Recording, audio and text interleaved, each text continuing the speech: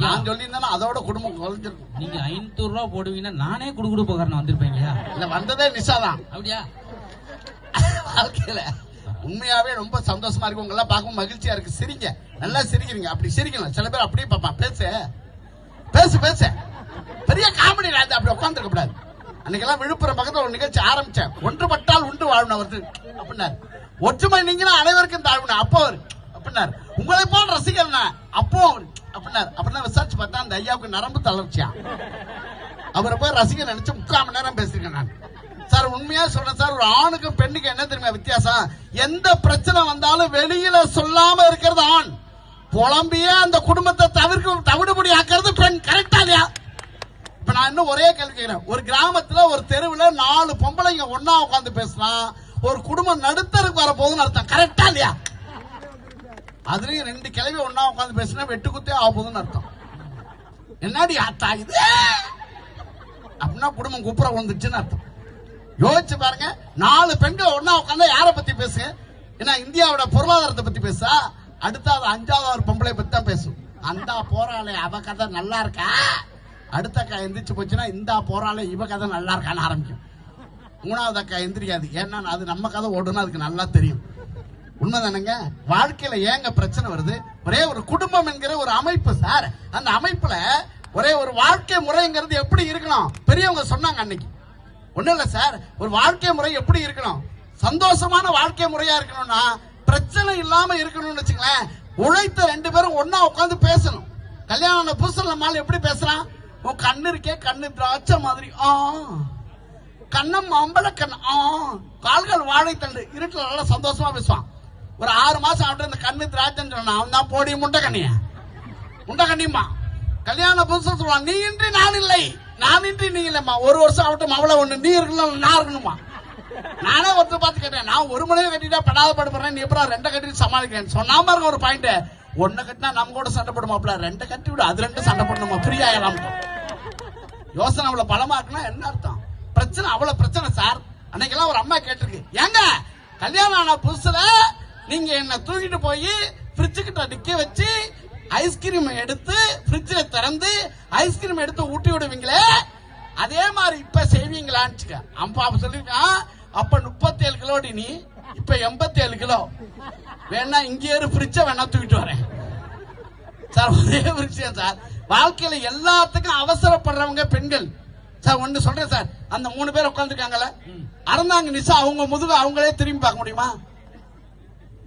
அடுத்தாலே பார்க்க முடியாது. இப்ப அவங்க திரும்பி அவங்க முதுகு அவங்களே பார்க்க முடியாது. நீங்க நியாயமா கேட்டா நீங்க கை தட்டுங்க. அவங்க முதுகு அவங்களே பார்க்க முடியாதுல்ல, அப்புறம் யாரு பாக்குறதுக்காக அதுல கதவு, நிலவு, ஜன்னல், நிலப்படி, ஓர்படின்னு 2 குண்டை கட்டி தொங்க விடுறீங்களா? யாருக்காக அது? அன்னைக்கு அவர் கை தட்டாருன்னா நீங்க புரிஞ்சுக்கணும். அவருக்கு தனியா தட்டுறதுக்கு வந்திருக்காரு.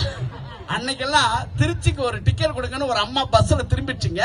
இந்த குண்டு போய் கண்டக்டர் கண்ணில் அடிச்சு 3 நாள் பெரியாஸ்பத்திரியில் இருக்க சார். ஒண்ணு சொல்றேன் சார், வாழ்க்கையில அலங்கார பொருளா சார் எந்த மேக்கப்பும் போடாம அழகா இருக்கிறது ஆண்கள்லாம் கரெக்டா கை தட்டுங்க. எந்த மேக்கப் போடாம அழகா இருக்கிறது ஆண்கள்.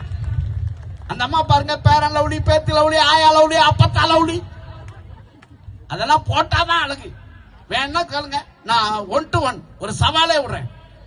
ஒரு தண்ணி பாட்டில் எடுத்து நான் மூஞ்ச கழுவுறேன், அறந்தாங்க நிஷா கழுவு சொல்லுங்க, 1.5 கிலோ மாவு இறங்கும். அவங்களுக்கு அடையாளம் தெரியாது. எங்கடி நிஷாவை நீ தான் எப்படி? ஆனா இப்ப மாறிட்டாங்க சார். ஒண்ணும் இல்ல தம்பி, முன்னால மழை பெஞ்சா நம்மளாம் பதற மாட்டோம், அவங்க தான் பதறுவாங்க. ஆனா இப்ப எல்லாம் தெளிவா இருக்காங்க. என்ன பூரா வாட்டர் ப்ரூஃப் மேக்கப் போட ஆரம்பிச்சிச்சு. என்ன மழை பெஞ்சுக்கடா 5500 ரூபாய் கரையவே கிடையாது. முத்து சார் ஒரு உண்மையை சொல்றேன், இந்த SRM ஹோட்டல்ல இருந்தோம்ல, ஒரு தம்பி காப்பி கொடுக்கறதுக்கு எங்களுக்கு வந்தான். அறந்தாங்க நிஷா அந்த ரூம்ல இருக்காங்க பா கூடுன்னு சொன்னேன். போனவன் இல்லன்னு சொல்லி திரும்பி வந்துட்டான் சார். நான் சொன்னேன், அறந்தாங்க நிஷா அவதாண்டா அறந்தாங்க நிஷா போய் கூட்டுறாங்கிறேன் சார். அறந்தாங்க நிஷா நான் பாத்துருக்கேன், அவங்க சிகப்பா இருப்பாங்க. இவன் பின்னாடியே ஓடி வரான், காப்பி கொடுக்காம போறான் எனக்கு. அதுதான் உங்க பியூட்டி சார். ஒன்னே ஒரு விஷயம் சொல்றேன், ஒரு அப்பா ஒரு குடும்பத்தை எப்படி தாங்குவார் தெரியுமா? எந்த பிரச்சனை சார், சும்மா செவனேன்னு இருப்பான் சார். அந்த அம்மா அங்க இருந்து வரான், ஏங்க நீல புடவை கட்டவா இல்ல ஆரஞ்சு கலர் புடவை கட்டவா? இதுவே கேட்கும். நான் சொல்லுவான், நீல கலர் கட்டுவான், அது போன வாரம் தான் கட்டேன், நான் ஆரஞ்சே கட்டுறேன். அவன் கேட்டான் உன்ன, அங்கேருந்து வரும் சார், தேங்காய் சட்னி அரைக்கவா இல்ல தக்காளி தேங்காய் சட்னி அரைக்கவா?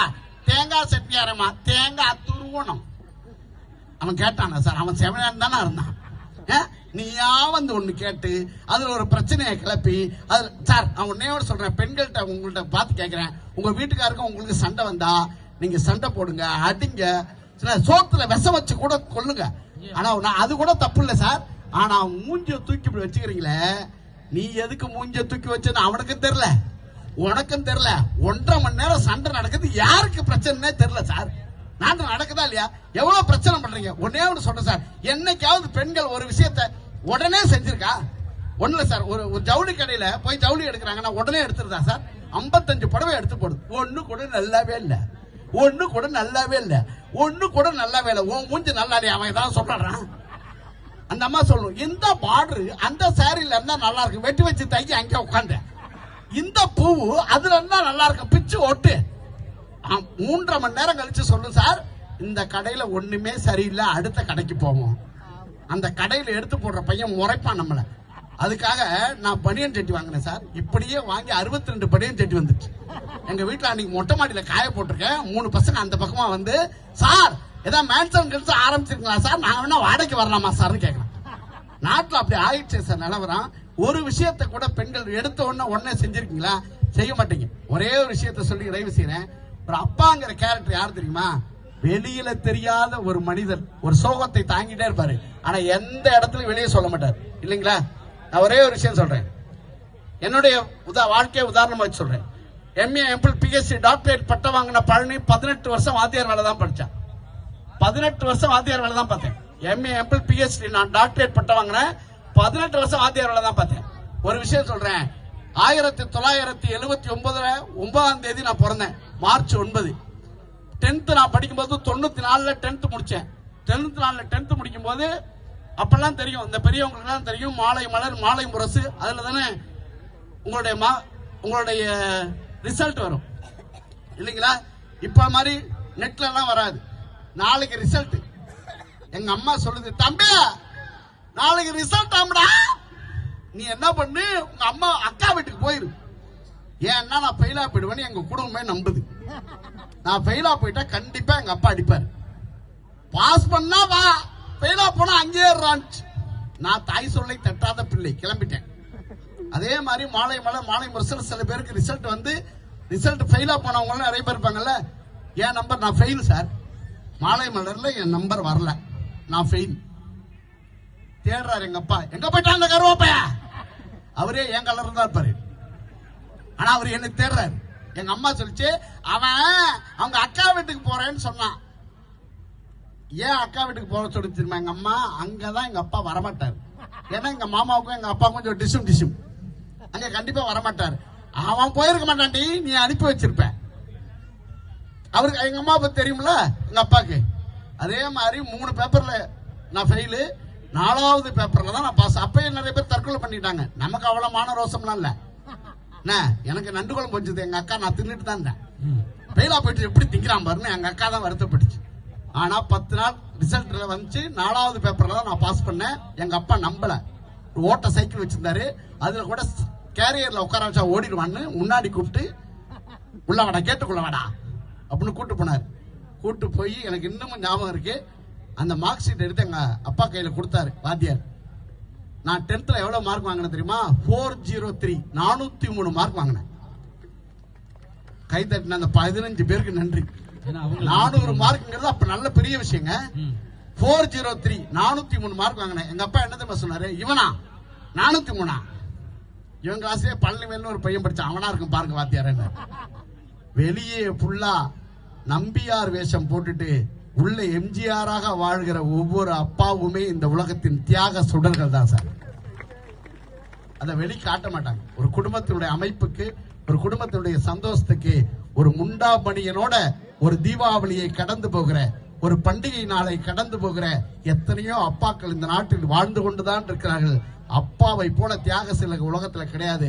ஆனா அம்மா என்னைக்குமே தன்னுடைய இடத்தை விட்டு தரவே தராது.